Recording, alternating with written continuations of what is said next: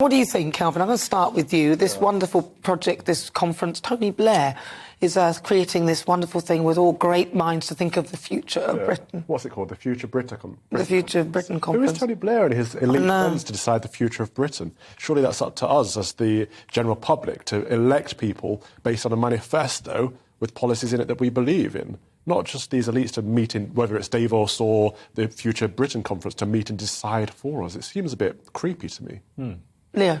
Yeah, well, it would be nice if Tony Blair apologised and recognised some of the mistakes that he made when he was in office, when he had been voted in. Because I don't think anybody voted for things like the Iraq War, which turned out to be a hideous debacle and obviously cost hundreds of thousands of lives of innocent civilians, and obviously, you know, our troops as well. And some of the other catastrophes of the Labour years, we had devolution, we had faith schools, we had uncontrolled immigration. I mean, these are things that you know, left the country in a slightly shambolic state and stored up some of the problems we have now. Well, I mean, there's a whole host of people going there who obviously left politics because of they weren't that good, you know. So I mean, I remember Change UK. I mean, for goodness' sake, that lasted didn't change anything, did it? Well, four people turned up to the press conference. You've got the other Miliband, you've got Rory Stewart, you've got all these people that have failed to actually win over the British public, meeting together to decide our fates for us. I think, Leo, you're absolutely right. Tony Blair's made enough mistakes, but even since then, you know, this year we had, 1 million immigrants coming into the country with a government that was elected on a manifesto to cut immigration and control borders.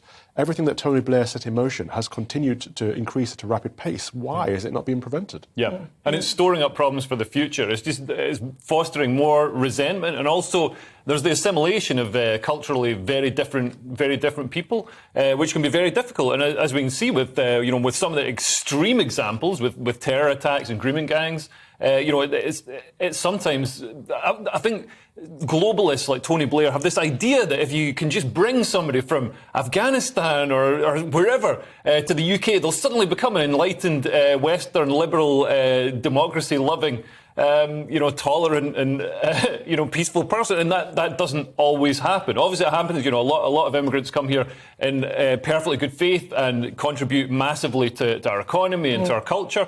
But you know, this has to be dealt with very carefully, because you know, once the genie's out of the bottle, you can't get it back in.